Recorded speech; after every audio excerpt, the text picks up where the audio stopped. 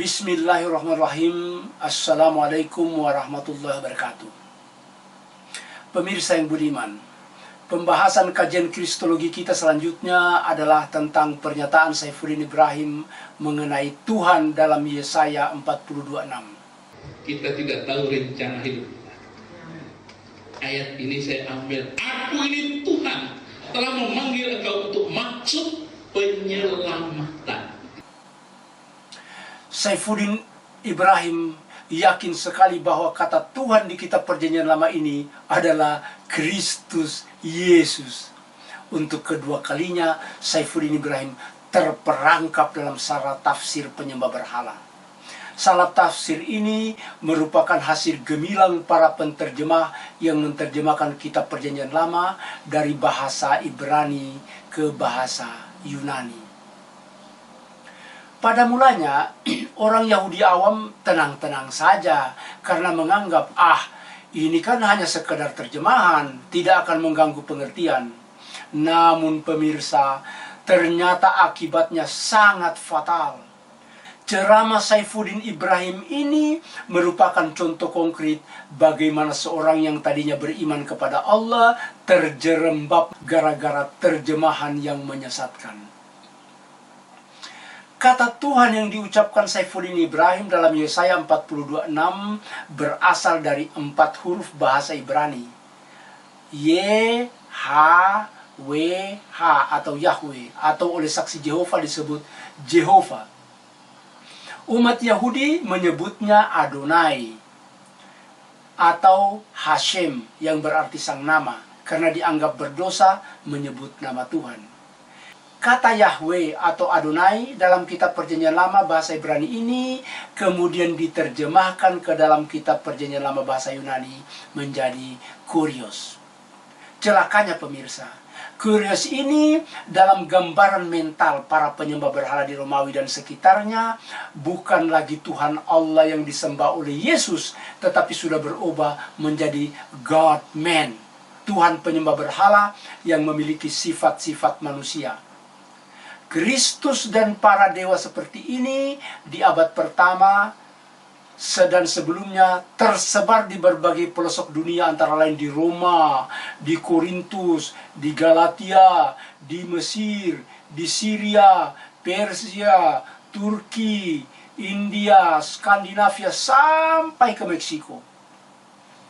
Ketika masih dalam teks asli bahasa Ibrani, setiap orang Yahudi akan menganggap bahwa Adonai atau YHWH ini tadi sebagai Tuhan Allah. Tuhan Allah, tidak ada yang lain. Perhatikan bagaimana ketatnya perintah Tuhan Allah agar umat Yahudi jangan tergelincir seperti Saifuddin Ibrahim. Akulah Tuhan atau YHWH dan tidak ada juru selamat selain daripadaku. Tidak ada juru selamat selain daripadaku, kata Tuhan Allah. Dengarlah hai Israel, Tuhan Allah kita, Tuhan itu esa. Itu kata Nabi Musa dalam Ulangan pasal 6 ayat 4 dan kata Yesus dalam Markus pasal 12 ayat 29. Hati-hatilah Pak Saifuddin, supaya jangan hatimu terbujuk, sehingga kamu menyimpang dan beribadat dengan beribadah kepada Tuhan lain dan sujud menyembah kepadanya. Para rabai dan ilmuwan serta umat Yahudi yang membaca ayat di atas mengartikan YHWH atau Adonai ini sebagai Tuhan Allah. Nggak pernah tergelincir dan terjerembab ke lembah kesesatan dan kemusyrikan seperti Saifuddin Ibrahim. Mengapa demikian pemirsa?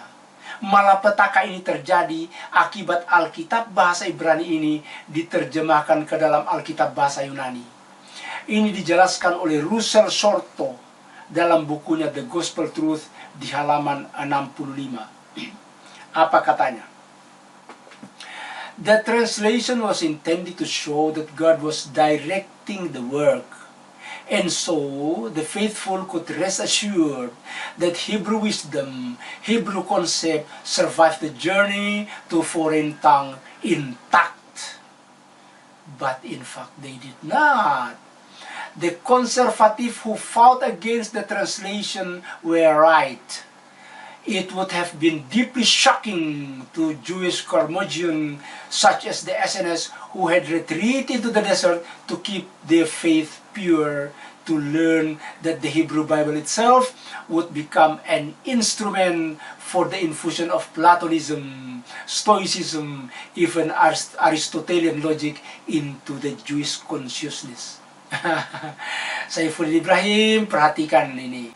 Terjemahan dimaksudkan untuk memperlihatkan bahwa Tuhan Allah membimbing pekerjaan ini, sehingga umat dapat yakin bahwa kearifan Yahudi, pemahaman Yahudi terpelihara dalam perjalanannya ke dalam bahasa asing ketika diterjemahkan. Namun kenyataannya tidak.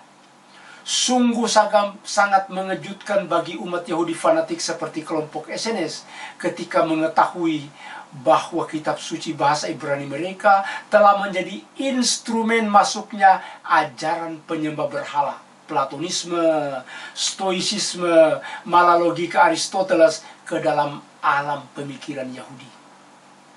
Paulus pun memanfaatkan terjemahan versi penyembah berhala ini untuk menyelipkan Kristus Yesusnya menjadi Kyrios yang baru yang setara dengan Tuhan Allah atau YHWH dalam kitab Perjanjian Lama. Na'udzubillah min dzalik. Kesalah terjemahan ini telah menyeret Saifuddin Ibrahim ke lembah kesesatan dan menjadikannya menjadi penyembah berhala agama misteri yang menyangka bahwa Tuhan Allah dalam kitab Yesaya 42:6 adalah Tuhan Yesus Kristus. Na'udzubillah min dzalik. Mungkin ini yang membuat Saifuddin Ibrahim tertawa dan bangga dan tertawa. Wah, jadi saya diselamatkan, hahaha. Jadi saya diselamatkan karena dia pegang tangan saya. Masya Allah. Salah kaprah Saifuddin Ibrahim ini selanjutnya dijelaskan oleh Profesor Paula Fredrickson. Profesor Paula Fredrickson dalam bukunya From Jesus to Christ di halaman 14. The Greek rendering of YHWH was altered in later Christian manuscript of the LXX to Kyrios and thus understood to refer to the pre-incarnate Lord, i.e. Christ. Wow, pantas saja Saifuddin Ibrahim tertawa berbunga-bunga. Pemirsa, pemahaman Yunani dari YHWH ini diubah dalam naskah Alkitab bahasa Yunani menjadi Kyrios atau Tuhan filsafat Yunani yang kemudian dimaknai oleh umat Kristen mengarah ke Tuhan yang menjadi manusia, yakni Kristus Yesus. Sekian Pak Saifuddin, sekian pemirsa, apa yang saya sampaikan ini mudah-mudahan menjadi pemikiran untuk Saifuddin Ibrahim. Kita akan melanjutkan dengan membahas komunikasi dalam Yesaya 42:6. Sekian, Assalamualaikum warahmatullahi wabarakatuh.